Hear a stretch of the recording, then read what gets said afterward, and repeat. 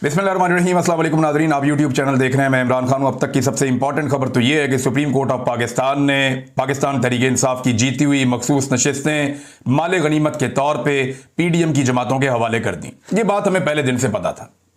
देखिए, जब पहले सुप्रीम कोर्ट ऑफ पाकिस्तान ने पिछले साल फैसला दिया था तो उसके ऊपर अमल दरामद रुकवा दिया गया था, और ये अमल दरामद रोका था एस्टेब्लिशमेंट की ख्वाहिश के मुताबिक इलेक्शन कमीशन ऑफ पाकिस्तान ने। पाकिस्तान में ना इस वक्त एक बदमाशी चल रही, एक गुंडागर्दी चल रही है।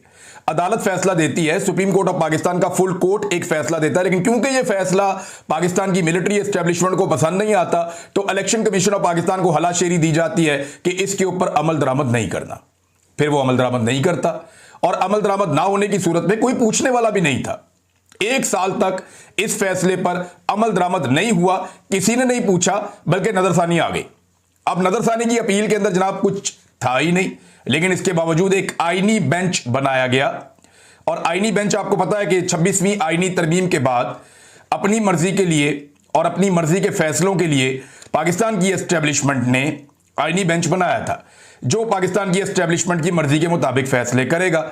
फिर अपनी मर्जी के जजेस भी अदालतों में पहुंचाए गए, जजेस की ट्रांसफर पोस्टिंग्स भी की गई। खास तौर पे सुप्रीम कोर्ट ऑफ पाकिस्तान और इस्लामाबाद हाई कोर्ट और पंजाब हाई कोर्ट जो लाहौर में है, लाहौर हाई कोर्ट, इनको पूरी तरह से कंट्रोल कर लिया गया पाकिस्तान की एस्टेब्लिशमेंट की जानिब से। और अब बिलाखिर वो फैसला आ गया जिसके बारे में हम सब बात कर रहे थे। पाकिस्तान तहरीक इंसाफ की टोटल जो 78 नशिस्तें हैं सूबाई और कौमी असम्बली में, ये मखसूस नशिस्तें हैं, ये छीनकर उन जमातों को दे दी गई हैं जिन जमातों को अवाम ने मुस्तरद किया है। यानी एक तो जमात ऐसी है जिसकी टोटल 3 सीटें हैं, लेकिन उन 3 सीटों के साथ उन्हें 11 मखसूस नशिस्तें मिलेंगी।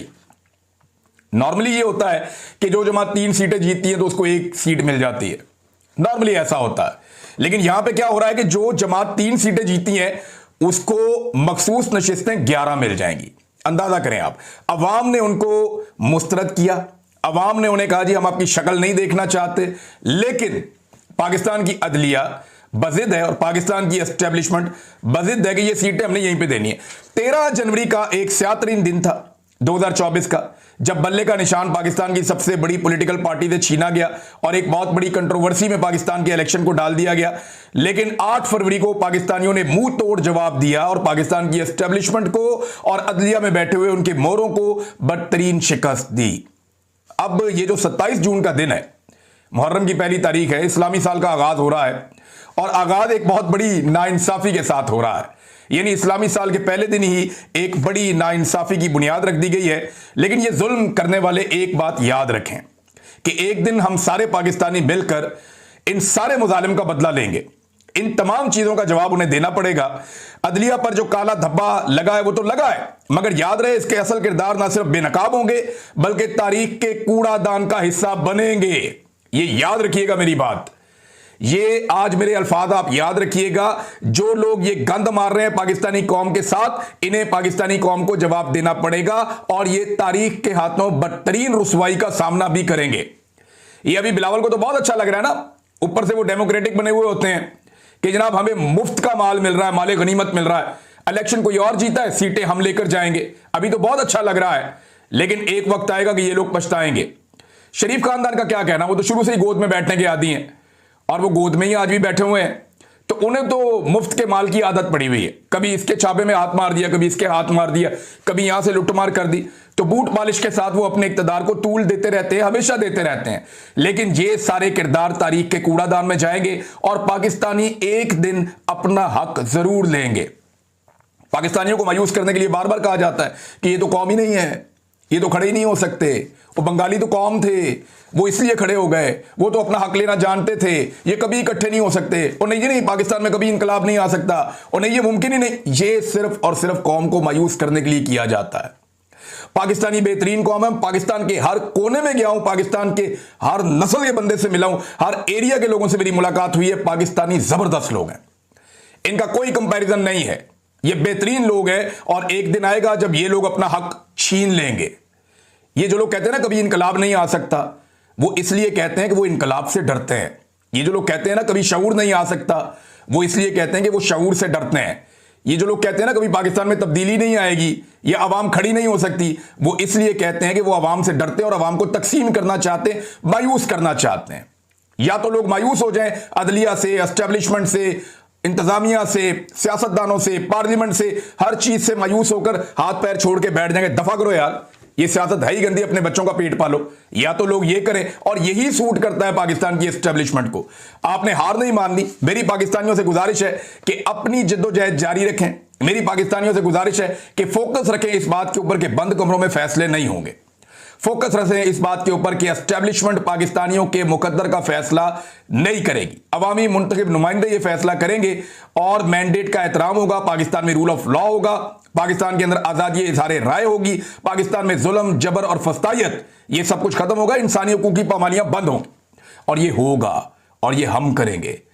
वो बड़ा जबरदस्त एक शेर सुनाया था एतजाज अहसन साहब ने कि जबर का मौसम कब बदलेगा, हम बदलेंगे तब बदलेगा, और हम इंशाल्लाह इसे बदलेंगे। वक्त आ जाएगा, हो सकता है वो वक्त दूर हो, लेकिन वो वक्त आएगा जरूर, ये मेरा ईमान है। नाज़रीन, 7 जूनियर जजेस ने 8 सीनियर जजेस का अक्सरियती फैसला मुस्तरद कर दिया। यानी ये तो यही हो गया ना, जिसकी लाठी है उसकी भैंस है। एक जज साहब ये फरमा रहे थे कि मैं इदारे की खातिर अपनी मां की फातिहा छोड़कर आया हूं। काश वो इंसाफ कर पाते, इंसाफ की खातिर अपनी मां की फातिहा छोड़कर आते, और अगर वो इंसाफ करते तो उनकी वालदा को भी उन पे फख्र होता। उनकी वालदा उन पे फख्र करती हैं वहां आसमानों पे कि मेरे बेटे ने अगर मेरी फातिहा में नहीं बैठा तो उसने जाकर इंसाफ किया है। क्योंकि मुझे इस फैसले के अंदर इंसाफ दिखाई नहीं दे रहा। अवाम ने जिनको वोट दिया ये सीटें उनको मिलनी चाहिए थी। अवाम ने जिनको मुस्तरद किया ये सीटें उनको नहीं मिलनी चाहिए थी। ये सिंपल चीज है। आप अपना दिमाग तो अप्लाई करें। कोई एक आदमी मुझे बताए कि भाई जिन्हें लोगों ने वोट ही नहीं दिया उन्हें मखसूस नशिस्तें कैसे मिल जाएं, जिन्हें लोगों ने वोट दिया उनसे कैसे छीन ली जाएं। अब इसका नतीजा क्या होगा कि एक तो मखसूस नशिस्तें छीन गई पाकिस्तान तरीके इंसाफ से, और दूसरा क्या होगा, दूसरा ये होगा कि सेनेट की सीटें भी इनकी कम हो जाएगी, और तीसरा कोशिश की जाएगी कि खैबर पख्तूनख्वा में पाकिस्तान तरीके इंसाफ की हुकूमत गिरा दी जाए। और मैं आपको यकीन से कह रहा हूं कि इस सारे के पीछे पाकिस्तान की एस्टेब्लिशमेंट है और उनका पूरा रोल है। DGISPR का एक स्टेटमेंट आया हुआ है, ये स्टेटमेंट मैं आपके सामने रखता हूं। पहले स्टेटमेंट सुने, फिर मैं आपको इसके ऊपर कुछ सबूत और हकायक आपको बताता हूं। DGISPR फरमाते हैं कि फौज को सियासी जमातों से बात करने में दिलचस्पी नहीं है। नंबर 1, फौज को सियासी जमातों से बात करने में दिलचस्पी नहीं है। डिक्की वाला वाकया याद है आपको? छुप छुप कर GHQ में लोग जाते थे, मुलाकातें करते थे। आज वो सियासतदान अपने मुंह से बताते हैं कि हम बाजुआ से जाकर मिलते थे ना, अभी थोड़े दिन पहले की बात है। तब भी DGISPR यही कहते थे कि फौज का सियासत में कोई किरदार नहीं, हम सियासत कर ही नहीं रहे। लेकिन उस वक्त भी फौजी अफसरान सियासतदानों से मिल रहे होते थे और लगातार मिल रहे होते थे। तो सियासतदानों से तो बातचीत आप कर रहे थे। आज जनरल बाजुआ खुद गवाही दे रहा है, आज फैज हमीद इसी चक्कर में अंदर हुआ है, आज बहुत सारे और सियासतदान गवाही दे रहे हैं। फजलुर रहमान ने गवाही दी है, PMLN के लोगों ने गवाही दी है, मोहम्मद जुबैर ने गवाही दी है, और बहुत सारे लोग हैं, शाहिद खकान अब्बासी हैं, वो सब गवाहियां दे रहे हैं कि जनाब फौज पूरी तरह से सियासत में इन्वॉल्व है। DGISPR कहते हैं फौज को सियासी जमातों से बातचीत करने में दिलचस्पी नहीं है, जबकि दूसरी तरफ फौज ने जितनी सियासी जमातों से बातचीत की है इतनी बातचीत तो आपस में सियासी जमातों ने नहीं की। फिर वो कहते हैं कि हम हमेशा इस मामले पर बिल्कुल वाजे हैं, ये सियासतदानों का काम है कि वो आपस में बात करें, मुसल्लह अफवाज को बराए मेहरबानी सियासत में मुलव्विस ना किया जाए। भाई यही तो रोला है कि मुसल्लह अफवाज को सियासत से निकाला जाए। फौजी क़यादत का कोई काम नहीं है कि सियासत के ऊपर काम करे। यानी यहां पे तो आर्मी चीफ के बैनर और पोस्टर लगा के एक पॉलिटिकल पार्टी इलेक्शन लड़ रही थी। अभी ज़िमनी इलेक्शन हुआ वहां पे सियालकोट में। वो इलेक्शन लड़ाई इस बुनियाद के ऊपर है कि जनाब हमने आर्मी चीफ की फोटोज लगाई हुई हैं, और जाली तरीके से वो इलेक्शन जितवा भी दिया उस कैंडिडेट को जिसके साथ आर्मी चीफ की फोटो लगी हुई थी। तो फौज को सियासत में मुलव्विस कौन कर रहा है? ख्वाजा आसिफ कह रहे हैं जनाब यहां पे हाइब्रिड मॉडल चल रहा है, फौज और हुकूमत मिलकर सियासत कर रहे हैं, हम मिलकर जो है एक दूसरे के साथ चल रहे हैं, निजाम और रियासत मिलकर चला रहे हैं। तो ये एक हाइब्रिड निजाम है, इसमें फौज फैसले कर रही है। DGISPR कह रहे हैं जी हम नहीं कर रहे। वजीर दिफा जो DGISPR का बॉस है वो ये कहता है कि नहीं फौज पूरी तरह इन्वॉल्व, वो ये कहता है जनरल बाजुआ पूरी तरह इन्वॉल्व था, वो ये कहता है कि एस्टेब्लिशमेंट पूरी तरह इन्वॉल्व है और इमरान खान को हम नहीं छोड़ेंगे। ये वुज़रा अपने मुंह से कहते हैं क्योंकि एस्टेब्लिशमेंट इमरान खान के खिलाफ है। मिलिट्री एस्टेब्लिशमेंट की इन्वॉल्वमेंट की गवाहियां पूरी हुकूमत दे रही है, सारे के सारे टाउट्स दे रहे हैं। लेकिन जो मुलाजिम है सरकारी DGISPR वो फरमाते हैं कि नहीं फौज सियासत में मुलव्विस नहीं है और ना हमें मुलव्विस किया जाए। भाई ये हुकूमत आपका बॉस कह रहा है, ख्वाजा आसिफ कह रहा है कि आप इन्वॉल्व हैं सियासत में, आपके जर्नैल सियासत में इन्वॉल्व हैं, या तो उन्हें पकड़ के आप सजा दें जो इन्वॉल्व हैं। जनरल बाजवा के बारे में वो दिन रात कस्में खा रहा है कि वो हमें धमकियां भी देता था। ख्वाजा आसिफ ने कहा कि इतनी सियासत हमने अपनी पूरी जिंदगी में नहीं की जितनी जनरल बाजवा ने उस एक साल के अंदर की है। ये ख्वाजा आसिफ वजीर दिफा आपका कह रहा है और आप उसके अंडर काम करते हैं, आप उसके, वो आपका बॉस है, वो ये कह रहा है और आप ये कह रहे हैं नहीं जी हम नहीं करते सियासत में, कोई किरदारदार नहीं करते। जाके ख्वाजा आसिफ से कोई सबूत मांग लें आप। और मैं यहां पे आपको एक सबूत दे देता हूं, हकीकत बता देता हूं और हल्फन बता देता हूं कि जब मैं आईएसआई की कैद में था तो मुझे बाकायदा आईएसआई के अफसरान ने आकर कहा कि नवाज शरीफ को सपोर्ट करनी है। यानी मेरी आसानी के बदले में, मेरी आजादी के बदले में उन्हें चाहिए क्या था कि नवाज शरीफ को सपोर्ट करो। मैंने इनकार किया, वो देख लो उसका नतीजा क्या निकला, किस हालत में मैं आया वापस। तो नवाज शरीफ के लिए, और ये मैं बात पहली दफा नहीं बता रहा, पहले भी मैंने बताई है कि नवाज शरीफ के लिए सपोर्ट आईएसआई ने मेरे से मांगी थी। तो ये सियासत में किरदार नहीं था तो और क्या था भाई। वहां आईएसआई को कोई प्रॉब्लम था मेरे साथ तो कहते जनाब हमें आपसे ये वाला प्रॉब्लम है, इसको आप टैकल कर लें। लेकिन नवाज शरीफ के लिए सपोर्ट ना मांगते, मेरे से तो आईएसआई के ऑफिसर ने आकर कहा कि हम क्यों ना नवाज शरीफ को सैल्यूट करें जिसने इस मुल्क के लिए इतनी कुर्बानियां दी हैं। आईएसआई के ऑफिसर ने मुझे आकर कहा और मुझे कायल करने की कोशिश की कि बहुत अच्छा बंदा है, इसको आप सपोर्ट करें। मैंने कहा नहीं जी मेरा मुल्क खा जाएगा, मैं नहीं इसको करूंगा सपोर्ट, ये बंदा ठीक नहीं लगता मुझे। मैंने कहा भी नहीं करना, मैंने ये भी कह दिया तंग आके कि यार मैंने करना ही नहीं है, मैं बाहर में जाए मैं करता ही नहीं, मैंने नहीं करना इसको सपोर्ट। उस बात का बड़ा गुस्सा था। फिर मैं देखे 5 महीने तक अंदर था। तो फौज का सियासत में अव्वल रोज से किरदार है, आज तक किरदार है। मुझे बताया ना ये वजीर आजम से क्यों नहीं मिला डोनाल्ड ट्रंप, क्यों नहीं मिला वजीर आजम से? वो तो आपके फील्ड मार्शल से मिला ना, आर्मी चीफ से मिला। तो ये तो सियासतदानों के करने के काम है, खारजा पॉलिसी के, ये कोई फौज के करने के काम तो नहीं है। लेकिन ये काम किया तो ये दिस इज इंटरफेरेंस। ये जो एक सियासी डोमेन है, जो एक सिविलियन डोमेन है, उसके अंदर इंटरफेरेंस है। और ये इंटरफेरेंस जो है यही तो है कि आप मुदाखलत करते हैं। और मैं इसके बारे में और बेशुमार सबूत हैं, चीजें आपके सामने रख सकता हूं। जितने भी लोग जबरी तौर पे लापता हुए उनमें से अक्सरियत ने बताया हमें मिलिट्री इंटेलिजेंस या आईएसआई उठाकर देकर गई थी। उन्हें जगह भी पता है किसको कहां रखा था, किसको कहां रखा था, किसको बेसमेंट में रखा था, किसको कौन से दफ्तर में रखा था, किसको कहां लेकर चले गए थे। बेशतर लोगों को पता है, लोग बताते हैं। तो फौज का सियासत में किरदार है, ये झूठ है कि कोई कहे कि किरदार नहीं है। नाज़रीन एक और चीज, और ये बड़ी अफसोसनाक चीज है, मैंने इसके मनाजिर देखे तो दिल टूट गया, बड़ी तकलीफ हुई। ये दरिया स्वात में, ये बाईपास के नजदीक एक इलाका है, यहां पे अक्सर बैठ के हम खाना भी खाते थे, दोस्तों के साथ इकट्ठे भी होते थे। यहां पे दरिया स्वात जो है वो बड़े प्रेशर के साथ ऊपर से नीचे आता है, शहर के बीच में से गुजरता है, तो बड़ा प्लेजेंट मौसम यहां पे गर्मियों में होता है। तो हमने यहां पे बहुत टाइम गुजारा मैंने दोस्तों के साथ इसी जगह पे।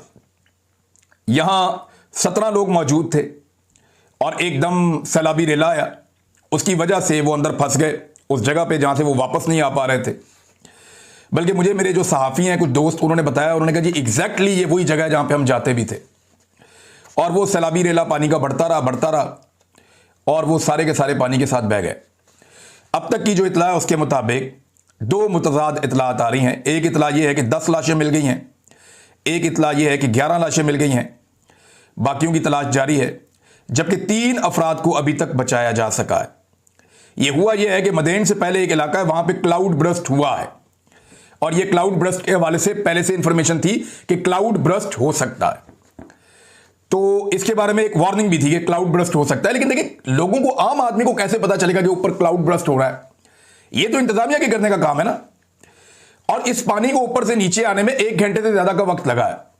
इतने वक्त के अंदर नीचे बंदोबस्त क्यों नहीं किया गया? जितने लोग मौजूद थे उनको ऐलान करके इंतजामिया ने आकर, पुलिस ने आकर, एनडीएमए ने, पीडीएमए ने या 1122 ने, जितने लोग वहां पे दरिया के किनारे मौजूद थे उनको वहां से हटाया क्यों नहीं कि जनाब सैलाबी रेला आ रहा है, 1 घंटे के बाद आप यहां से हट जाएं?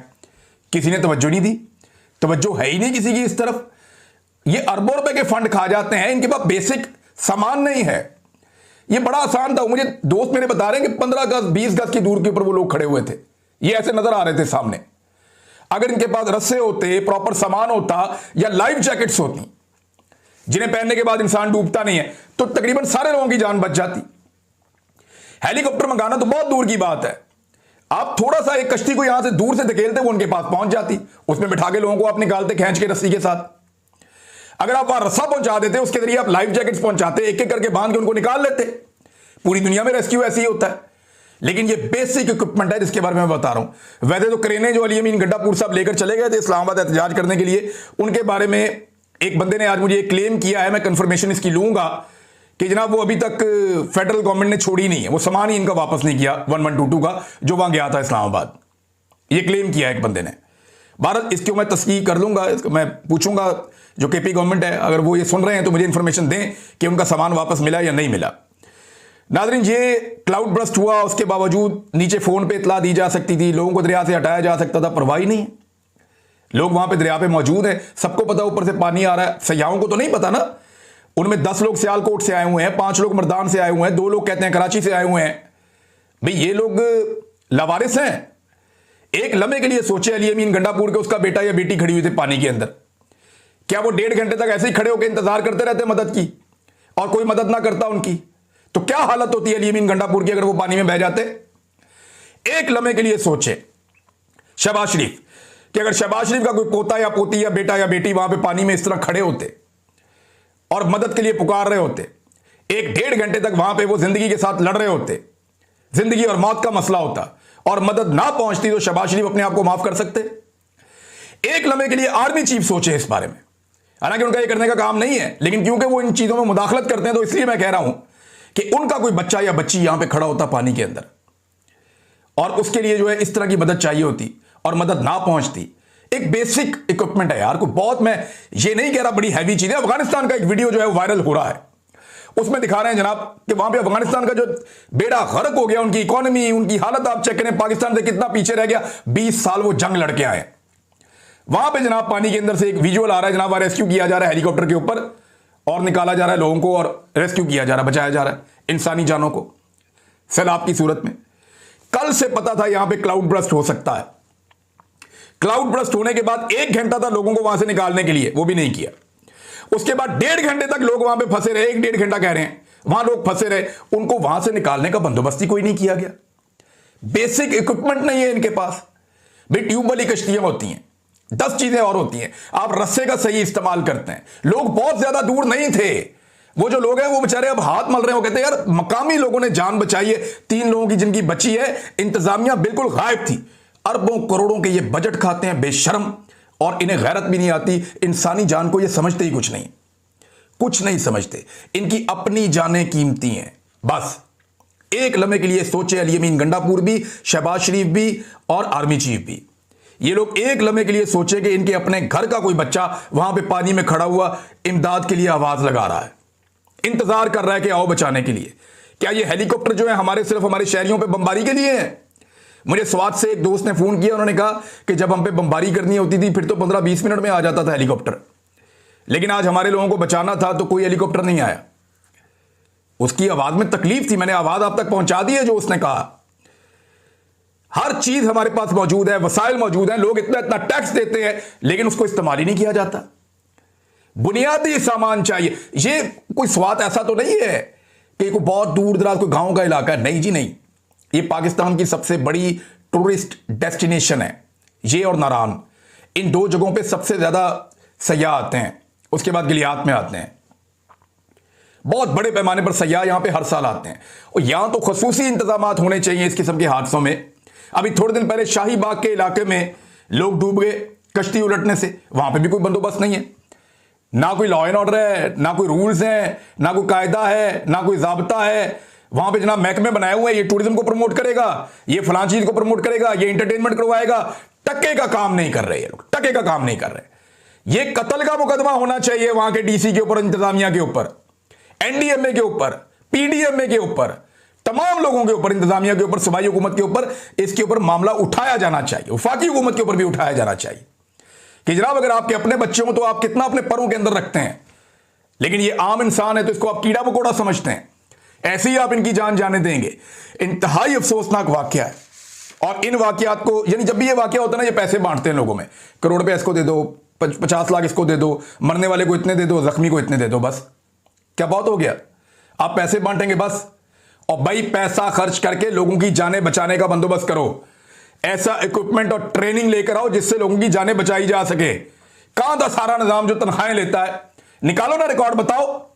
या तो आप तस्लीम करेंगे ये सारा बजट आप लोग खा जाते हैं और आवाम से पैसा लेकर आप डिकार जाते हैं। आवाम को बचाने की आपकी कोई प्रायोरिटी है ही नहीं, आप उन्हें बचाना ही नहीं चाहते। इंतहाई अफसोसनाक और दिल खराज सूरत हाल है।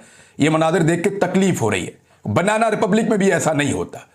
एक लम्हे के लिए सोचो कि आपके बच्चे यहां खड़े होते हैं, एक लम्हे के लिए सोचो आपकी रूह फना हो जाएगी। जो इन लोगों के साथ हुआ, वो मौत के साथ लड़ते रहे कितनी देर तक, एक दूसरे को पकड़ के, एक दूसरे के सहारे वहां पे खड़े रहे। शर्म भी नहीं आती आप लोगों को। अब तक के लिए इतना ही। अपना ख्याल रखिएगा नाज़रीन। अल्लाह हाफिज़।